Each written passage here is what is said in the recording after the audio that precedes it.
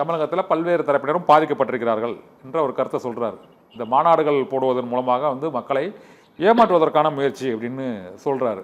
உண்மையிலே மக்கள் வந்து சட்டம் ஒழுங்கு மற்றும் விலைவாசி உயர்வால் பாதிக்கப்பட்டிருக்கிறார்கள் என்ற குற்றச்சாட்டை ஒவ்வொரு பிரச்சார பயணத்திலும் எடப்பாடி பழனிசாமி அதை மக்கள் மத்தியில் சொல்லிட்டே தான் வராரு. நீங்க என்ன சொல்றீங்க? திமுக மாநாடு ஏன் நம்ம புதுக்கோட்டை சீனிவாசன் வயிற்று எரிகிறார் என்று தெரியவில்லை. மாநாடு போடுவது என்பது திமுகவோட கட்சி. அவங்களுக்கு எங்களுக்கு வந்து 10 லட்சம் பேரை திரட்டக்கூடிய தகுதி இருக்கிறது, பலம் இருக்கிறது. இன்னைக்கு தலைவர் கூட்டியிருக்கிறார். அவர் ஒரு அழைப்பு முரசொலியில் விழுத்தவுடன் நாங்கள் எல்லாம் ஓடுகிறோம். அவங்களுக்கு என்ன பாதிப்பு? ஏதோ 2011 2021 அதிமுக ஆட்சி காலத்தில் பாலாறும் தேனாரும் ஓடினது மேலேயும் இப்போ ஒன்றுமே ஓடலைங்கிற மாதிரியும் பேசுகிறார். அந்த 10 ஆண்டு கால அதிமுக ஆட்சியில் நடைபெறாத கொலைகளாக இப்போது நடைபெறுது. நல்லா யோசிச்சு பாருங்க. தூத்துக்குடியில் துப்பாக்கி சூடு நடந்ததை டிவியில் பார்த்து தெரிஞ்சுக்கிட்டேங்கிற முதலமைச்சர் எடப்பாடி வாழ்ந்த தமிழ்நாட்டில் நம்ம வாழ்ந்துக்கிட்டு இருக்கோம். ஒரு முதலமைச்சர் ஒரு உளவுத்துறை கையில் வைத்திருக்கிறவர் நான் டிவியை பார்த்து தான் துப்பாக்கி சூடே தெரிஞ்சுக்கிட்டேங்கிறாரு. ஏன் புரட்சி தமிழர்னு சொல்றாரு தெரியுமா? ஊர்ந்து தவழ்ந்து முதலமைச்சர் ஆனதுனால தான் அவரை புரட்சி தமிழருங்கிறாரு. என்ன புரட்சி எடப்பாடி இல்ல என்ன புரட்சி பண்ணிருக்காரு சொல்லுங்க? இந்த 5 ஆண்டு ஆட்சி காலத்துல மக்களுக்கு எல்லா திட்டங்களும் சென்றடைந்திருக்கிறது. ஒவ்வொரு தமிழகத்தில் உள்ள அனைத்து வீடுகளிலும் ஒரு பயனாளி இருக்கிறார். திராவிட மாடல் ஆட்சியில் வந்து ஒவ்வொரு திட்டமும் ஒவ்வொரு வீட்டினுடைய கதவை சென்றடைந்திருக்கிறது. இன்றைக்கு ஒவ்வொரு வீட்டிலும் ஒரு பயனாளி இருக்கக்கூடிய சூழல்ல, இன்றைக்கு ஆட்சிக்கு நிறைவு பெறக்கூடிய சூழல்ல, இன்றைக்கு ஆளுங்கட்சியை சேர்ந்த நிர்வாகிகள், சட்டமன்ற உறுப்பினர்கள், அமைச்சர் பெருமக்கள் தங்களுடைய தொகுதிக்குள் சென்று அரசு விழாக்களில் கலந்து கொள்வதும் பிற விழாக்களில் கலந்து கொள்வதும் மக்களோடு மக்களாக இருக்கிறார்கள். இதே சூழல் 2021 அதிமுக ஆட்சி நிறைவு பெறும் பொழுது இருந்துதானா? இல்ல. பல எம்எல்ஏக்கள் தங்கள் ஊருக்கே போக முடியல, கருப்பு கொடி காட்டினாங்க. இன்றைக்கு ஆன்டி இன்கம்பன்சி வேவ் என்று சொல்லக்கூடிய எதிர்ப்பலை என்பது ஒன்று இல்லவே இல்லை. மக்கள் ஏற்றுக்கொண்டார்கள். மீண்டும் திரு முத்துவேல் கருணாநிதி ஸ்டாலின் அவர்களை முதலமைச்சராக்க மக்கள் தயாராகி விட்டார்கள். 7வது முறையா திமுக திரும்பி ஆட்சி அமைக்க போகுது. நிறைவு கருத்தா ஒரு கேள்வி கேட்கிறதா? தமிழக வெற்றி கழகம் மற்றும் அதிமுக பாஜக உள்ளிட்டவை கூட்டணியாக இணைந்து தேர்தலை சந்திக்கும் சமயத்தில் திமுகவால் அதை எதிர்கொண்டு வெற்றி கொள்ள இயலும் என்று நீங்க நினைக்கிறீங்களா? திமுக கூட்டணி பலமாக இருக்கிறது. திமுக அரசினுடைய திட்டங்கள் எல்லா வீட்டுக்கும் சென்றடைந்திருக்கு. இந்த சூழ்நிலையில் அதிமுக, பாரதிய ஜனதா, விஜய் 3 பேர் சேர்ந்தாலும் அது ஒரு பொருந்தாத கூட்டணி. அந்த கூட்டணி வந்து நல்ல ஆட்சி அகற்றத்துக்காக சேர்ந்த சந்தர்ப்பவாத கூட்டணி என்று அந்த கூட்டணியை மக்கள் புறந்தள்ளி திராவிட மாடல் ஆட்சியை மீண்டும் கொண்டு வருவார்கள். அதில் எந்த சந்தேகமும் இல்லை. Okay sir. Pudukkottai Srinivasan sir, இந்த தமிழக வெற்றி கழகம் இல்லாமல் உங்களால் இந்த இவ்வளவு பெரிய கூட்டணியை வந்து வெல்ல முடியும் நீங்க நம்புறீங்களா சார்?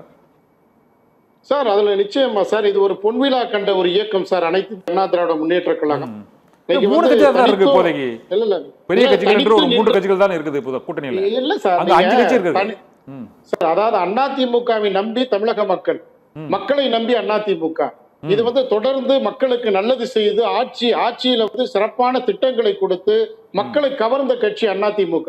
அதனால அதிமுக தனித்து வெல்லமை உள்ள ஒரு இயக்கம் இன்றைக்கு கூட்டணியில் அடிக்கிறாங்கன்னா அது மக்கள் செல்வாக்கு, மக்களுடைய விருப்பத்தை ஒரு கூட்டணி கட்டமைக்கிறது. அதிமுகவுடைய கூட்டணியை மக்கள் விருப்பத்திற்கு ஏற்ப கூட்டணி. திமுக கூட்டணி மக்களின் அவநம்பிக்கையை பெற்ற கூட்டணி. இன்னைக்கு அண்ணன் பேசுறாங்க பாருங்க. அதாவது தேர்தலுக்காக இப்ப வந்து ஓபிஎஸ் வந்து அதிமுக இருந்தாரு. அதிமுக நீக்கப்பட்டதற்கு பிறகு திமுக எவ்வளவு நாள் சார் கூட்டணியில இருந்தாரோ எந்த விதமான நிபந்தனையும் இல்லாமல் நான் அதிமுக இணையதுக்கு தயார்னு சொன்னாரு. அவரை ஏன் சேர்க்கவே இல்லை? தேர்தல் நெருங்கி விட்டது, வேற வழி இல்லை, அதனால அவருங்க கூட்டணியில இணையறாரு. தலைமைக்கு பாதிப்பு வந்துரும் தான், இபிஎஸ் தலைமைக்கு பாதிப்பு வந்துரும் தான் பயந்துட்டு சேர்க்கல. ஒரு தொண்டர்களுடைய மன வருத்தத்தை அதிகமாக பெற்றவர் ஓபிஎஸ்.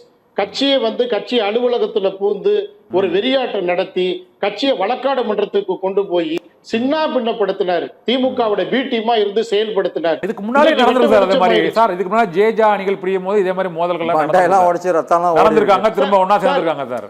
இந்த முறை சார் யாருமே செய்யாத துரோகம் ஓபிஎஸ் செஞ்சிருக்காரு. என்ன துரோகம்? இன்னைக்கு வந்து ஆமா புரட்சி தலைவி அம்மா தானங்க இன்னைக்கு வந்து அவருக்கு அடையாளப்படுத்தி அரசியல் அழகு பார்த்தாங்க. திமுக சேருவதற்கு முன்னால புதுக்கோட்டை சார் திமுக இணைந்தது துரோகம் என்று கூறுகிறீர்கள். அதற்கு முன்பு அவர் அதிமுகவுக்கு என்ன துரோகம் செய்தார் சொல்லுங்க சார். அதிமுகல இருந்துட்டு அம்மா மறைவுக்கு பிறகு பராசக்தியுடைய வசனத்தை பார்த்து நான் வந்து படிச்சேன், அது எனக்கு பிடிக்கும்னு திமுகவுக்கு புகழாரம். அது சட்டமன்றத்துல மறைந்த முதலமைச்சர் கலைஞர் கருணாநிதியோட மறைவை ஒட்டி இரங்கல் திருமணத்துல அவர் பேசியது சார். பொதுக்கூட்ட மேடையிலே பேசினார் அவரு. சார் திமுக ஆட்சி சிறப்பான ஆட்சின்னு சர்டிபிகேட் கொடுத்தாரு சார். அது இப்போ கடைசியா சேருவதற்கு முன்னால சார் ஆட்சி சிறப்பாக உள்ளதால் சர்டிபிகேட் கொடுத்தாரு. ஆமா, இந்த ஆட்சியை போய் யாராவது சொல்லுவாங்களா? அப்ப திமுக அவரு. ஆமா சார், அதாவது இவங்க என்னதான் பேசினாலும் அநாகரிகமான அரசியலை இவங்க கொண்டு வர்றாங்க. இந்த அநாகரிகமான அரசியல் வந்து மக்கள் பார்த்துக்கிட்டு தான் இருக்கிறாங்க.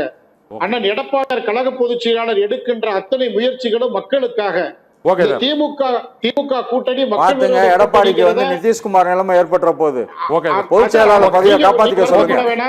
நீங்க வருத்தப்பட வேணாம். நீங்க வருத்தப்படணும் அப்படின்னா நீங்க தேர்தலுக்கு பிறகு வீட்டுக்கு போவீங்க பாருங்க, அப்பதான் நீங்க வருத்தப்படணும். நீங்க வருத்தப்பட சட்டப்பேரவை தேர்தல் உங்களுக்கு நல்ல பாடத்தை கொடுக்குறத நான் பதிவு செய்யறேன். புதுக்கோட்டை சார் நன்றி.